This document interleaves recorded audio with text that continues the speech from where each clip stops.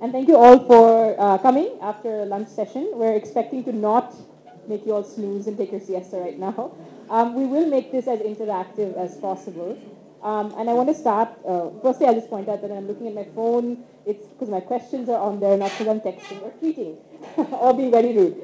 We're going to start by asking all of our panelists to talk a little bit about, the theme that we're here to discuss, but what your thoughts are each in terms of what the big tech trends are in 2017, or even if you look back at 2016, what some might have been more hyped than others, what didn't actually disrupt. But just quick opening remarks from each. Charlie, we could start with you. It's me. Thank you. I think one of the challenges with tech trends is to understand what is something that's going to change the world and what is something that actually is just a fad and will pass through.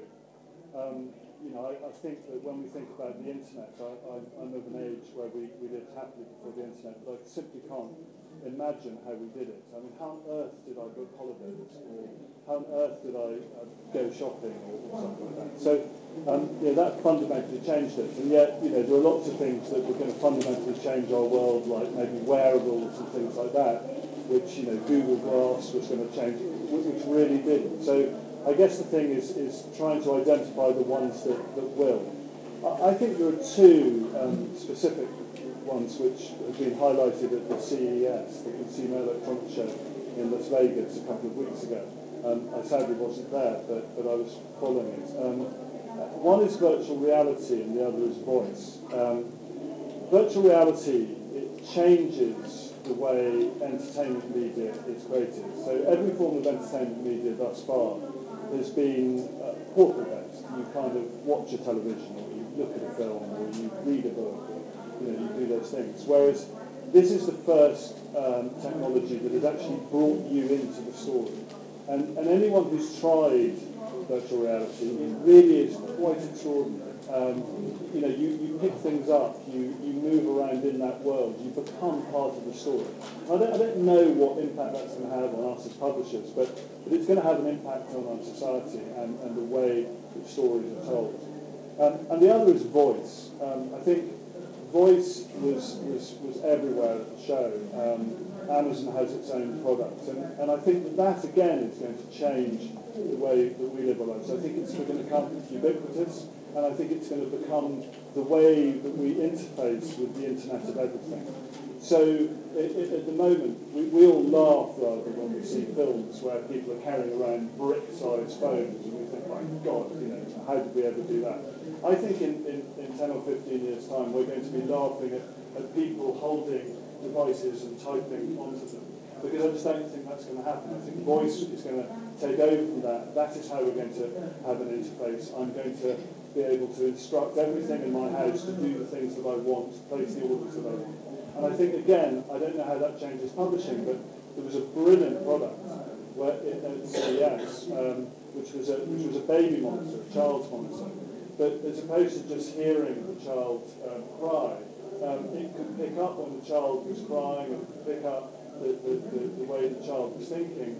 And if maybe telling it a story was the right thing to do, it would download an audio book which the parents could pre-select and tell a story. And I think all those things are going to be changing the way that we operate as businesses and as publishers. And it's about sort of looking ahead. The change that's happened in the last 15 years has been amazing.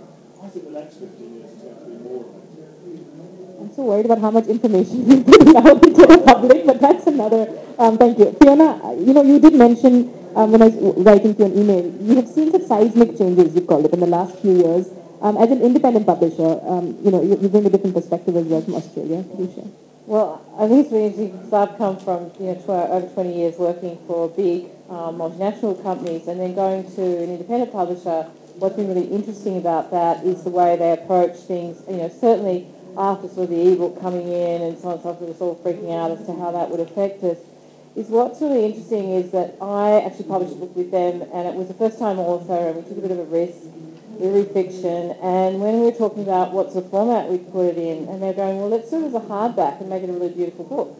because you've done these books, because I'd done an illustrated book when I was at Random, and I said, yeah, that's great, but it's the first time authors, that you don't do that. You know, that's too hard, it puts too much pressure on them, the cost will be too high, you'll push her out of the market. And I said, why not? You know, so suddenly looking at these guys who are quite young, just starting out, why can't we do that? Why can't we put on a show? And I thought, okay, well, you know, you're the boss. Anyway, it's been really successful because we put it out at Christmas and suddenly it was a beautiful thing that people wanted to buy, that were attracted to. It's a bloody good book as well. But again, it was sort of going to that side of it and sort of thinking, well, we can do that. And I think while they're a young company starting up, it's just sort of interesting to all those things that you've been trying to think that doesn't work or whatever is suddenly looking at it the other way. And I think everyone has sort of said that's one way, not around it, but sort of thinking, let's think back to how books sometimes were these precious objects, still are, and playing on that a little bit.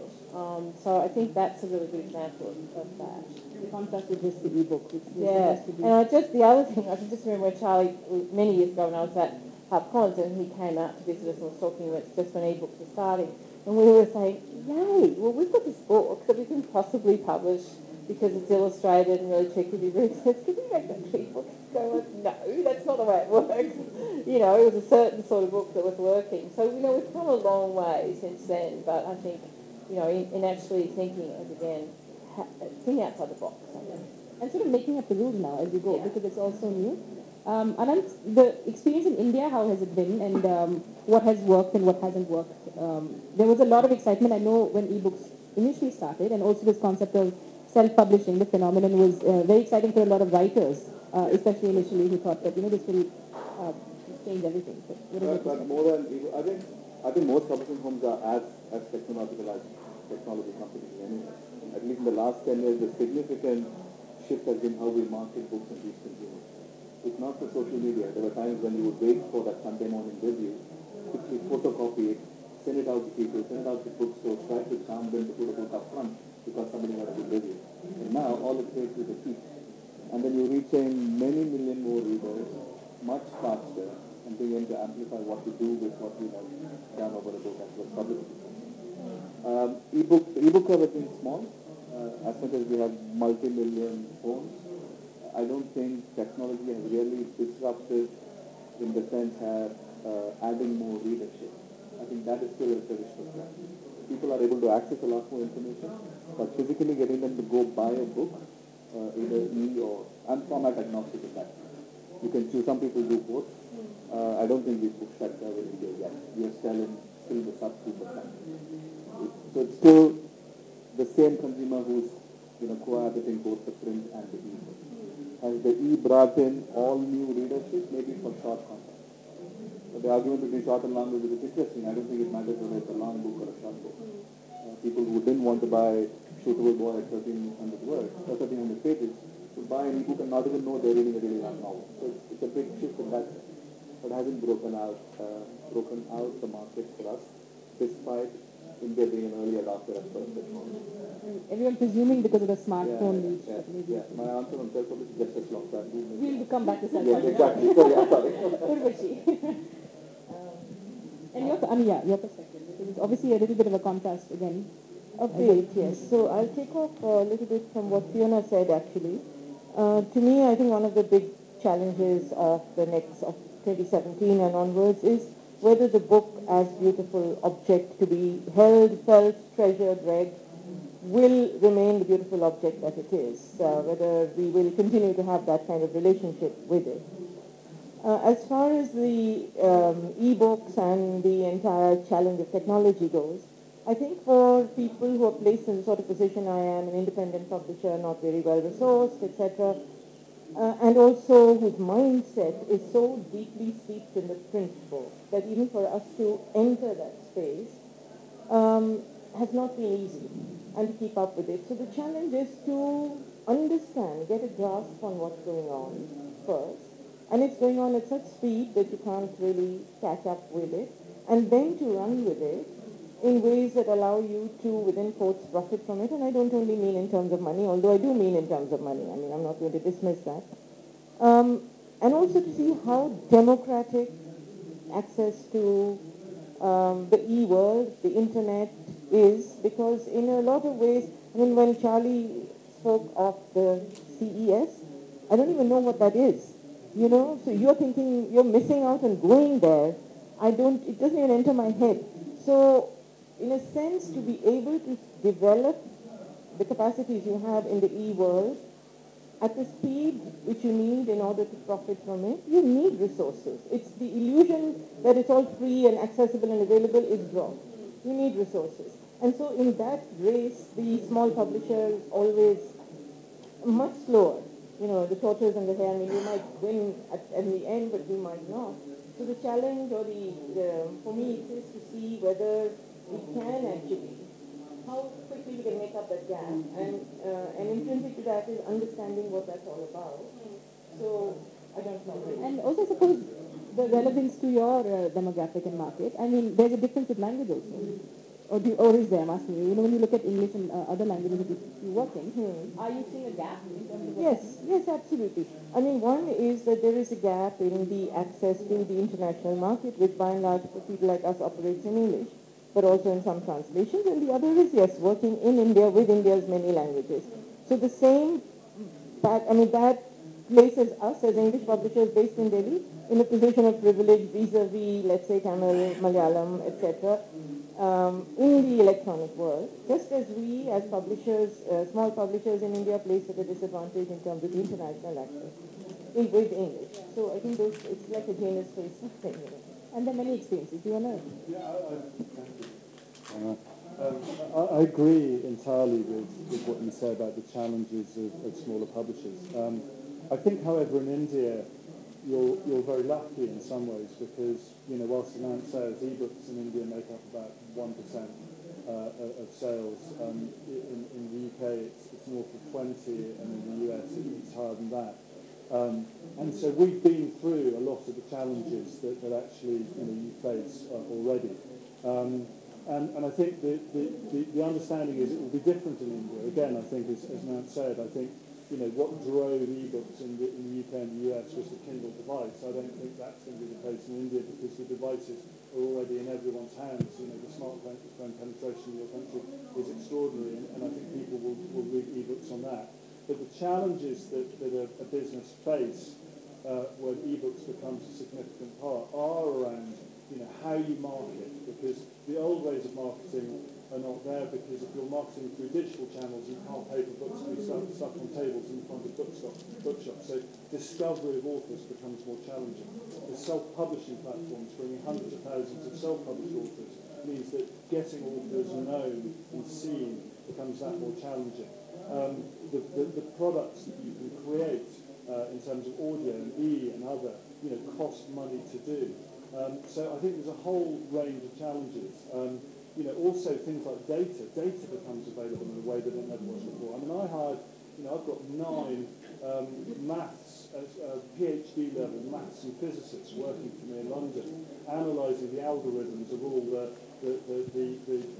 retailers that I work with, understanding the perfect price, print decisions, everything, all that kind of stuff does give a bigger publisher an advantage. I mean, you know, 5-6 years ago, no publisher would be hiring PhD level maths and physics. So I agree entirely. It's a big thing.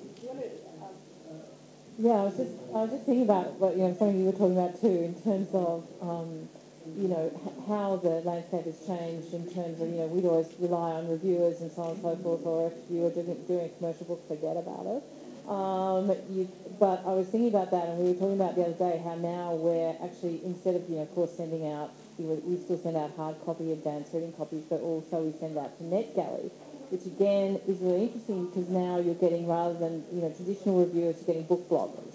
And originally people were saying, well, oh, you can't put them on as a review, you know, free to blogger. But now I'm noticing that now in advertising, you know, that they're actually saying that. And actually, with that book I was talking about before, the first time author, we got an enormous response from those people. So I thought, awesome, we'll just use that now. And again, we could use that on social media and get it out. And actually, people are starting to listen. And I think because we've all got to the point where we realise, well, it's been going on for a long time, with book reviews, you've got the same books that get reviewed over and over, you know, in all the papers, and they'll always be these big authors. But this is actually, and reviewers who are actually, well, some of them may not be fabulous, but a lot of them are just really devoted readers, and that they get trusted and so on. So that's really interesting, the way that has actually changed. But I think the other thing that I've found is we've always talked about how authors need to be able to walk the walk and talk the talk to help sell the book. But they also need to learn now with social media to be experts at that. And let's face it, we're not born equal in that respect. And also I'm finding that after they've done the book, you've edited, you've walked through your stuff, it's done. Suddenly you have to get your author to write small pieces for, Booktopia or all these different websites and so on and so forth. So they again can promote it in words. But that's a different skill. It's a really different skill. It's copywriting. It's not writing in terms of, So that's another thing, to train your authors to do that. And so it's called that stuff. I think the points you make are absolutely brilliant, because the marketing channels are actually free, so that's brilliant for small businesses, because you don't have to pay for it anymore. But the expertise is not. That's the challenge. It's having the people, in the business who can exploit it. That much more work. Yeah. Yes, you do. Yeah. And publishers have been late enough, as in FMCG companies grew their businesses on consumer insight. Yeah. They knew whether they sampled the chip to know whether you like the salt or the pepper. Here you have to wait for a long hour for people, a small bunch of influencers who like it, then the book blurb, and then into the whole potential 10,000, 25,000 audience to believe what you believe or like it. And we have very few technology to bring back that consumer insight and say, who's my audience? Where do they live? How do they read? What's the right age group? What time do we make the right post so that you can get the most attention? Learning the whole technology curve around just simple word of mouth, which is moved on to a platform as opposed to just us talking to each other, is one of the largest challenges ever present, because the consumer is changing as fast as we stay fast. And that the book publishing takes its own time too. So it's actually a lot more work. And it's for authors and for us. But I think the challenge here is we're all agreeing. So let me bring you another question and see if you guys can disagree a little bit. Let's argue a little bit. No, but speaking of Ananth, I'm going to come to you, that. So I think that when you look at it as a writer, like you're saying, you put your heart and soul into writing the story. And earlier maybe it was simpler, maybe it wasn't. Sometimes if you weren't privileged, you couldn't get even news of your book out. So in some ways, this sort of democratizing of channels of getting the sort of word out about your book, it's made it easier. But I think publishing houses now rely more on the author to understand things like SEO, marketing, social media, like you're saying. But it's almost, where do you come in that content versus marketing thing? Because, at the end of the day, you do need a good story. Sometimes by the time you come to that end conversation, we've forgotten about the writer as a writer of a story. It's become this whole persona. I cannot disagree. I think one of the thing that has definitely changed with you, I'm saying, the thing that has definitely changed the way we acquire books is having seen actually in the last 10 years of acquisition where you thoroughly believe in the editor's passion for a voice. And then you say there's one person in the room who really likes this book, we're going to put our might behind it. But now, just as the editor finishes speaking about the book, we want to know who the potential audience is, how are we going to reach them, can you create a quick crib sheet on what all are we going to do when we publish the book 18 months later? Because we don't want to lose that passion, and then we go into the whole process of making the book, and you try and carry that knowledge over at the time of publishing as well. You want to know, okay, these are the things that we said we can reach the people with. The author needs media management. The author needs social skills enhancement. So you put them through, okay, I'm going to create a Twitter page for you, or I'm going to do this, or I'm going to create an Instagram post, or I'm going to sort of make a video of the book already, put out a teaser trailer. And there's a lot of stuff that happens alongside, where even if the author is not particularly social savvy, you have to translate that passion out to a highly distracted audience. Otherwise, you could just beautifully produce the book, make it a great object, have some attention in bookstores. But then there are many more that look exactly like that. And you're competing with everything else that's out there. Content is... Absolutely. I think marketing trumps editorial? Well, not... I don't know what everyone thoughts on that. Ananth, I'm just going to come back to you again. Not for people like us, because editorial is really something that we are still sort of passionately attached to. I'm not sure that that's a good thing or a bad thing. I'm not saying it as a kind of, to adopt the high moral ground, but it is I think one of the biggest challenges, as I said earlier, is for those of us who are schooled in the old methods of publishing to actually understand what is happening to content and to see how it is reshaping itself and how we can work with that. And I think among us there's a real reluctance too. So our attachment to editorial, say in our small independent publishing house, is very deep. But it is completely out of sync with the monetary sort of, with the economy of the book. It's crazy. It's no way to work. We spend months, we'll reshape books, we'll do everything, and then we'll price it low, we'll earn nothing. So you can't really survive on that. That is one thing. I think what Ananth said, the nature of commissioning is changing. I think the nature of writing is changing. And to us, that's also very confusing because like everyone wants to be a writer. It has democratized the process of writing. Everyone thinks they can be a writer. And self-publishing has also enabled that. So you get somebody who's writing a terrible blog and who thinks, put the 10 or 15 or 20 or 100 blogs together and make a book. And it's not that, that's not how you wrote books. So people think everything, you can just pull these bits and pieces together, turn them into a book. So the nature of writing is changing, and then the market is clogged because we have the possibility, all of us, of keeping old books in print forever now. Because of print on demand, because of putting them up on the net, because of having ebooks. And in order to attract customers, lots of publishers are reprinting out of copyright-free ebooks to put them up there so that you can get volume. And that means that the space for new books is shrinking. That means you push new books along with all the old others. And I think those are some of the real issues that you have to deal with. I want to ask you, coming back to text, though, when I was talking to you a bit earlier, I will give you this one. And then I will share this one. Start arguing though a little bit. Let's see then. When you're looking at tech and everything that's available, you did say that you don't just do things just because you can. You have to sort of think through strategy. It's not just that tech is there to use it. Are there any examples you can give us of things that might have worked or looking back didn't work? Goodness me, lots. I've done lots of things that didn't work. In 2010, when the iPad was launched, we were trying to think about what books would become and how we might sort of tell them. I guess we came from the idea that a book is what a book is. This is going to horrify you, but a book is what a book is, largely because of the product that carries it around. So it tends to be between 300 and 500 pages long, because that's kind of what you carry around. If it was 10,000 pages long, you couldn't carry it. You certainly read it. If it was 3 pages long, it wouldn't make much commercial sense to publish, because you wouldn't make any money out of it. Hence, when digital came along, it changed, and you could start doing short stories, I think, as Ananth said, and stuff like that. But we were trying to think about, now people are going to be reading on a device like an iPad, and surely, we ought to put audio and video into it and make it really cool. And I christened, I came up with the name of it, this idea of a thing called an enhanced ebook, which was just awful. And the reason it was just awful was that the key thing about a book is these extraordinary writers who can tell a story which, when a reader reads it, creates an imaginary world in your mind's eye. But it's such a rich and wonderful experience that invariably when you go to the film of your favourite book, you walk out and go, well, it wasn't as good as the book, because you kind of... So actually adding video to things, it doesn't enhance it. All it does is enhance the price, let me tell you. But actually it detracts from it, and it becomes a less good experience. So there's another seriously awful thing that I saw again in 2010, and no offence to anyone in the room was part of it, but it was a thing called Book Track.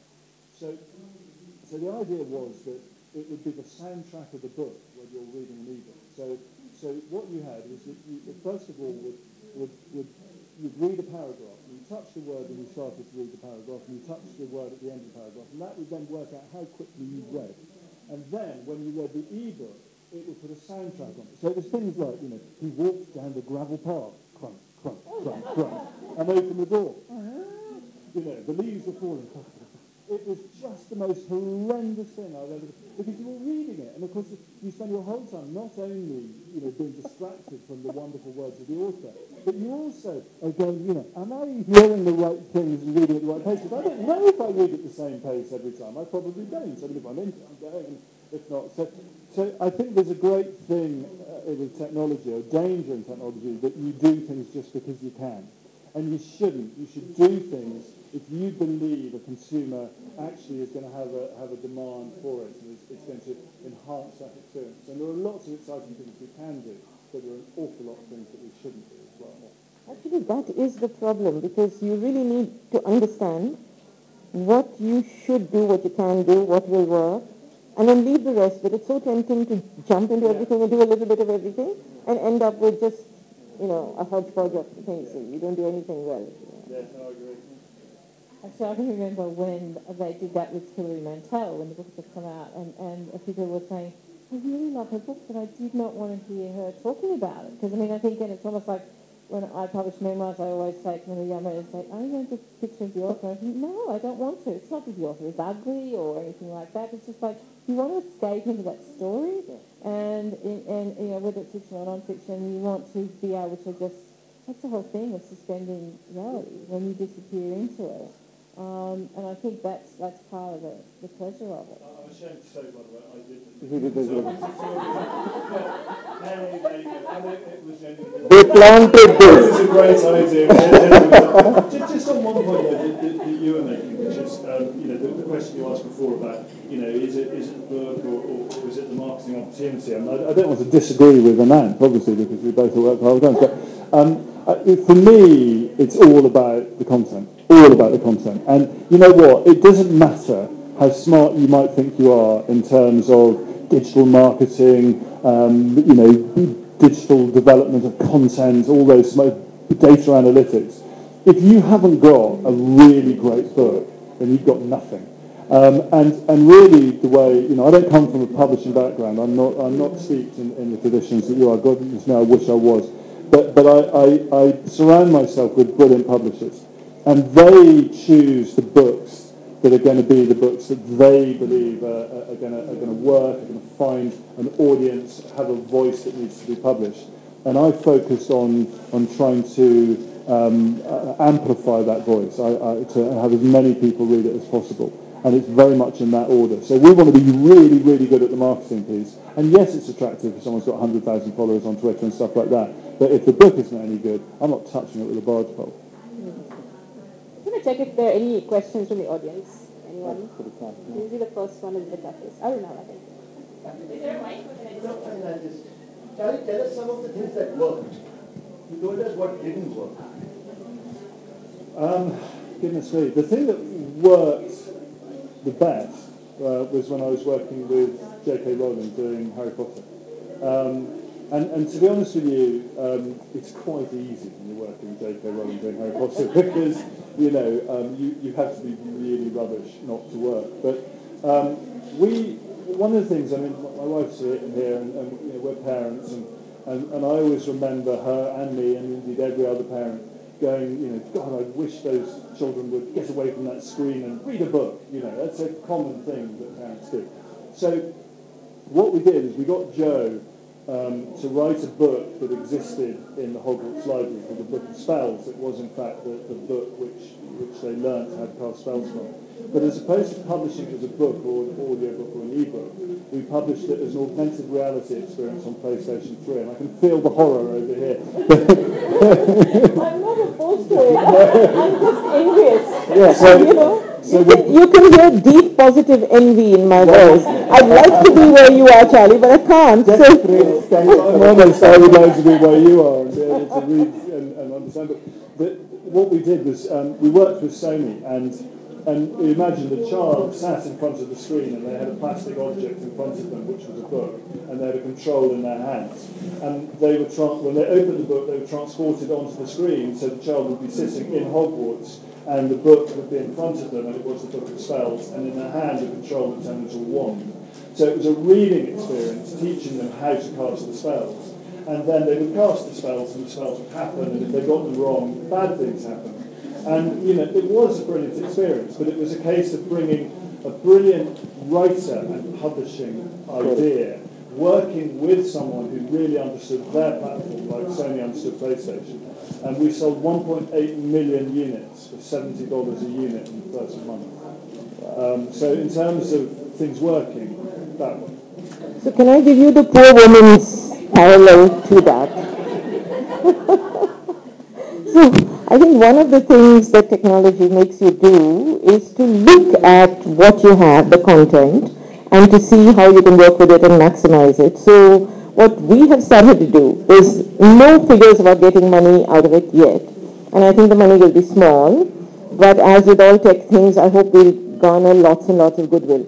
So what we started to do was we took our academic list, which is made up of a lot of collections of essays, and we thought, let's do this thing called unbundling. So what we've done is that we've got permission from all the writers, taken all the individual essays, and now they're up on our site, and readers who wish to buy 3 different essays from 3 different books can do that. And it's a small price, so it's cheaper than buying the whole book.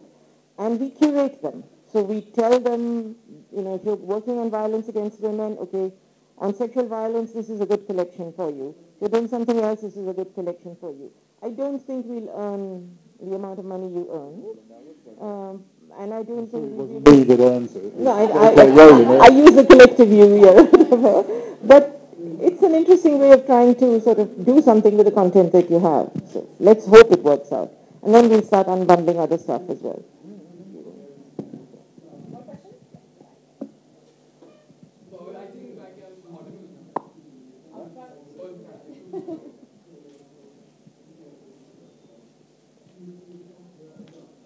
I want to ask about non-fiction writing, right? So on the internet, you have all of these avenues where you can put up your articles, where you can put up your blogs. For example, Nicholas Taleb, right? He was here yesterday. I think he's here today too. He does most of his writing on Medium. And then there's this other author called Jason Fried, and he has written a few books, but he publishes stuff again on Medium. So I wanted to ask if the avenue for publishing non-fiction in print form has been diminishing with all of these websites coming up and all of these, new avenues on the internet. Thank you. I'll give it a go. I mean, look, I don't know about the Indian market, but certainly the UK market, no, not at all. What has changed is, great non-fiction books are working in just the same way. There's been a kind of change in terms of what works and what doesn't work. Publishers used to sell hundreds of thousands of copies of big celebrity autobiographies over Christmas, which became the staple gift. That market has declined significantly in the last 5 years. We're also publishing a different kind of non-fiction. So, we were talking before about, how digital has changed. One of the ways that digital has changed is vloggers and bloggers and YouTubers are becoming stars and celebrities and having huge followings. And we're publishing a lot of their books. But look, I think that I don't think new media replaces old media. I mean, I gave them an example once, which was when radio was invented. I'm sure all the people who did newspapers were horrified and thought it was the end of the road for them. And then when television was invented, they probably thought, goodness me, well, why would you have radio? And then when the internet was invented, I remember it was going to replace everything. It was going to replace the high street in 2 years. We wouldn't have shops. Well, you know what we do. And I think that there are lots of different avenues and channels for people to consume content. I think beautiful books are going to remain a very important part of that.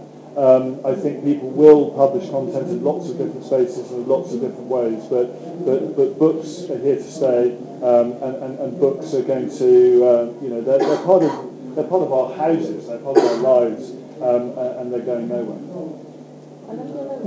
No, in terms of just posting what you do, there's a UK publisher called Unbox, I think. It's an imprint of Random House, where they put up the summary, they put up sample chapters, and they pre-order books from people who like that voice. So it's a crowdsourced platform where buyers commit to buy the novel when you would complete it. Wattpad does it for free, but there's a publishing imprint. Started out as an idea by an author who said, I'm a best-selling author. I've sold so many thousand copies of my book, which a lot of us do of a lot of new books, but we don't know who bought them and why. We don't know what created that word of mouth. So when he stopped writing and said, I want to start a company now and I'm going to write any more novels, he said, I used to have an audience, but I don't have any connect with them and it's installed. He creates this platform. He publishes about 10 books a year, curates content, puts it up there, people pay for it, and he puts up a number that says, I need $5,000 by the time I can publish this physically. Until that point, people follow the track of the author's writing and the stories around it. And even if a writer's gone on the writer's block, he will write saying, I've suspended writing for a bit, and people wait for the book to be published. So it's a very good use of technology. But traditional word of mouth, finding the right voice, helping you create value in your novel, helping you write it, mentor it, curate it for you, that's the value that traditional publishers also bring. So while technology helps calling somebody a few thousand miles away using a phone, there's nothing like meeting them or holding their hand. You know what I mean? It's an analogy. But it's useful, but there's nothing like just writing it out fully and then seeing what happens there. I think in that example, I mean, of course, Nicholas said it, everyone knows because of Black Swan and Anti-Fragile. So Yeah. like now he's in a position where he To exploit a new medium because he's already created his consumer base by a very simple idea. But I think you make a good point there that really comes down to also when, which is dear to our hearts, whether we're indies or big companies, is that the one thing you have to remind people of all these alternatives and so on is the value of having an editor and someone as a champion for your book within house or out of house or whatever. Because I think people tend to forget that, again with new technology, that if you can use a computer or whatever, you're a writer immediately. That's it, you've done your book, it's terrific. And your family loves it, and that's great. But, it's that whole thing of being able to work with an editor to make your book the best possible book it is. This is not some sort of, crazy dream we have. It actually is, really useful. It means that, a good book becomes a great book, and it's a partnership, and it's so valuable, and it's what we do. It's why we get up in the morning. We don't do it to make money, God forbid. And so I think we've got to remember that's the value of actually working with a publisher. The last time I came back from the Frankfurt book, I went to a stationery store to buy erasers that looked like shoes and footballs and stuff, because almost everybody in our copy-editing team in the HarperCollins office still edit with a pencil and hard copy. And they erase and they do it and redo it. It takes a longer process, but that's when they believe the intimacy with the book and the way that the book is put together. The only thing is that our editing gets harder to read because we can't write properly.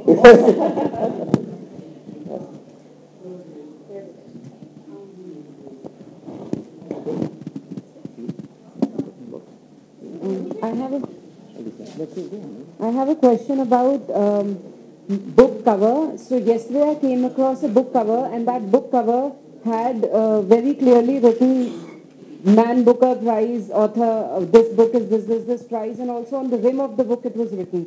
For me personally, it disturbed me because I wanted to take that book for the book, but not because it's some prize. It's okay for me to have it written inside, but not everywhere on the cover and back and front. So as a publisher, I'm just interested to know, do you think it makes a lot of difference to have the prizes written on the book cover, on the rim, or does it make a difference?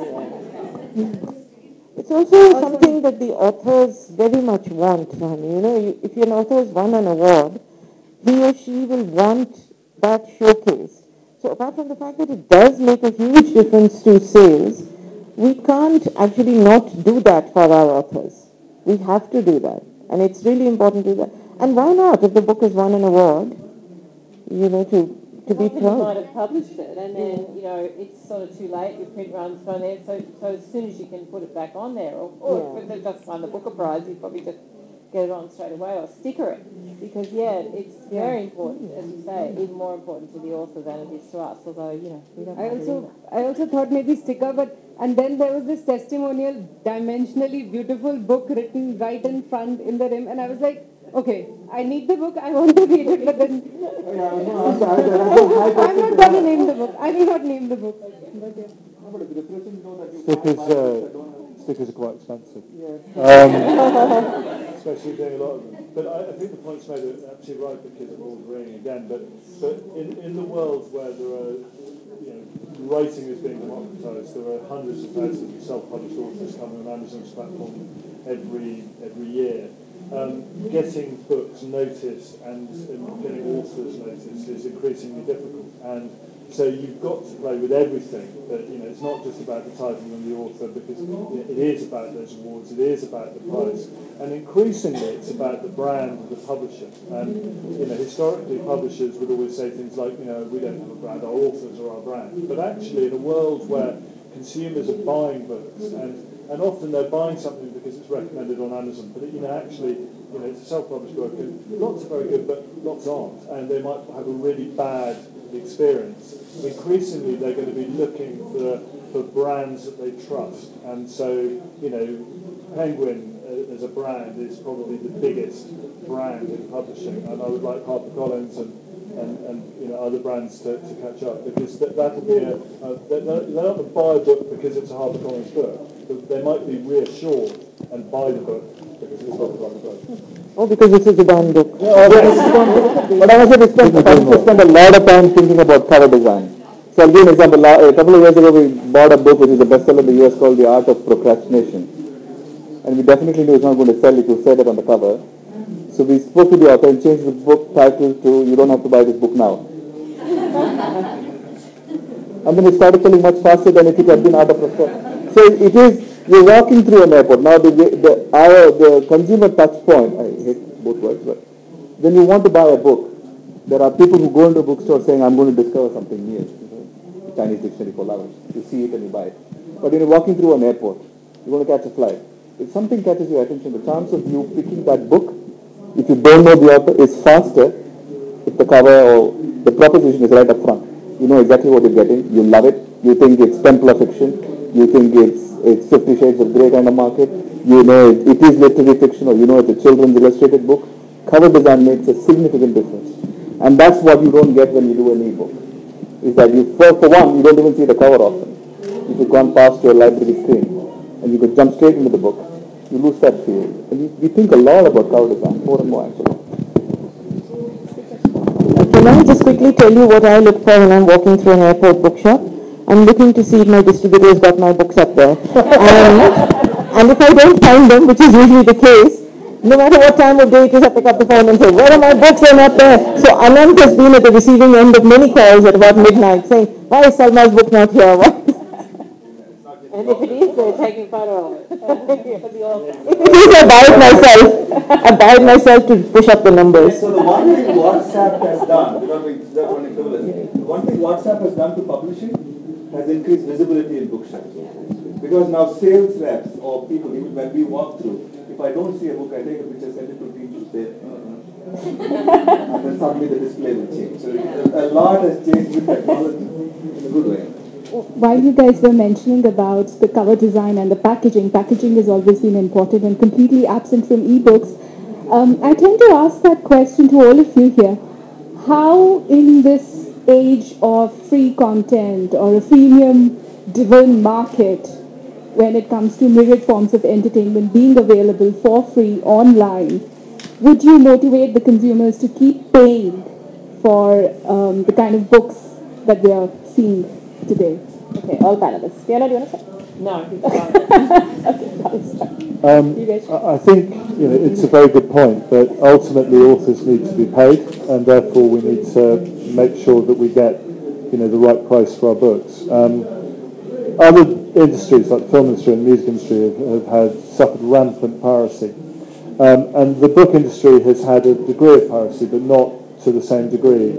And I think that's because I think we learnt a lot from what happened to the music industry and to the film industry, and that was that we did one thing really well, and that was that we made our books available on the platforms that people wanted to consume them and at a price that they were willing to pay, and therefore people are prepared to pay. And I think that quality writing, people understand that this is work that takes a great deal of time to deliver. And they're happy to pay for it, and maybe that's something about getting the price right and publishers doing the right thing.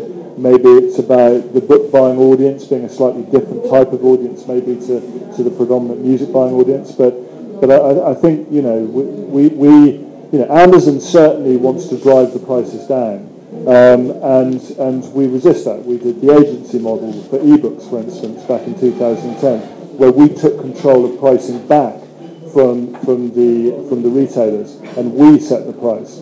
So we can do things that are the right things to do, but ultimately I think people appreciate that books need to be paid for and authors need to be paid. I said that about you. But I think the thing too is I think Charlie's point people have got to remember is that this is an industry in which at the end of the day the author needs to get paid, And every time we buy a book, I'm afraid that we have to do a P&L, as boring as it is, and we have to look at what works. And of course you want to try and price the book at, a price that's going to be bought, but you also have to make it work. And I think that book I was talking about before, where, again, an indie, they took the risk of putting that out, making a beautiful book, which cost a fortune, printing it overseas, making it beautiful, but then pricing it at a lower price than what what those books are at that time at Christmas, where we had sort of like a really best-selling Australian author, and one of the booksellers said, well, okay, I showed, can you buy Hannah Kent or do you buy Mr. Ashley? And they're the same price, but look at this beautiful book. Or that, because one was a hardback and one was a paperback. So that was a risk, and it's paid off, but, you can't, and the author was in on that, but you have to continually try and make sure that you're actually being competitive in the market.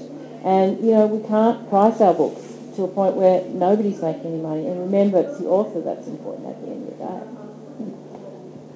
I think that is one of the biggest challenges in the internet world, because while the internet provides you huge opportunities to promote and market and so on and do it in really creative ways, the fact of how you can make money or continue to make money to survive, that's a really tough one.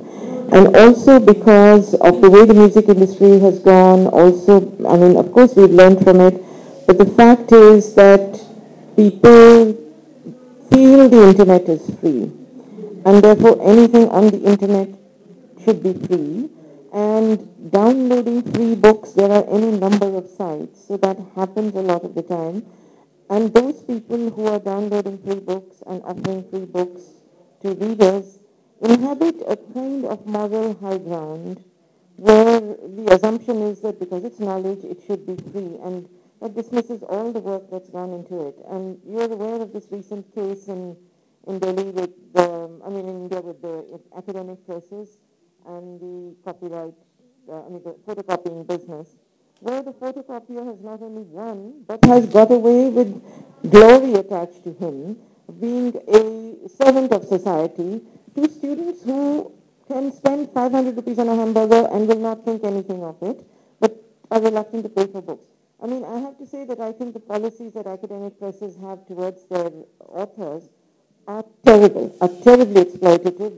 They take the rights forever, they do not pay them any royalties, and because academics requires you to be published by an academic press, you fall in with that. The fault lies for me over there, not in the actual business of photocopying. But it is true that the photocopier is covered with glory, and everybody thinks this is a wonderful thing, including teachers who are authors of the books who might otherwise be fighting. So it's a very tough thing to earn money from the product that can be freely accessed on the internet. And those who access it freely feel they're doing a good thing. I think that is a real challenge. And there are new models that people are adopting, but who knows how successful they'll be. I think we have time for one more question. Good afternoon, publishers. I have a question, which is that since the dawn of the digital age, a lot of authors are being asked to build a social brand, get your fan base, get people to read your work, so that, because when readers go to the bookstore, then you're not just another name on a cover, like we buy what we know, right? So recently I heard a story about a writer getting rejected just because she wasn't on social media, so she went on social media and then they accepted her book. So my question was that how important is author branding when it comes to landing a publishing deal? Thank you. More than half the books that we publish debut, first-time writers. And it goes back to most of what we've all said. It's the power of that story. Once we believe that, and you have a good book, and what's between the covers is what you think is the best, and you know from wisdom that it's going to have a market, it's going to have a certain pace of readership, then we build the collateral around it to ensure it's delivered to a wider audience. But it's not a prerequisite. I think the answer is it helps. But I think I said before, fundamentally, it's all about the content. It is all about it being a really, really great book. And if it is a really, really great book, then certainly my company is going to try and buy it. If you're, there are grades of it, aren't there? You're at a point where you're going, shall we, shan't we? if someone suddenly comes in and says, well, actually I've got 100,000 followers on Facebook and Twitter as well, then you're going, well, that's kind of, okay, we'll give it a go.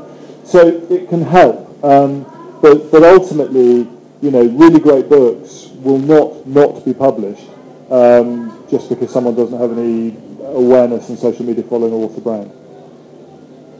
And I think every author has these like tales of rejection. So I'm sure this person you're talking about also, I mean, it'll go into this sort of canon and folklore where they were rejected. I have plenty of tales of rejection as well. I'm not even an author. Okay, on that note, we're going to wrap up the session. Thank you all very much. Round of applause.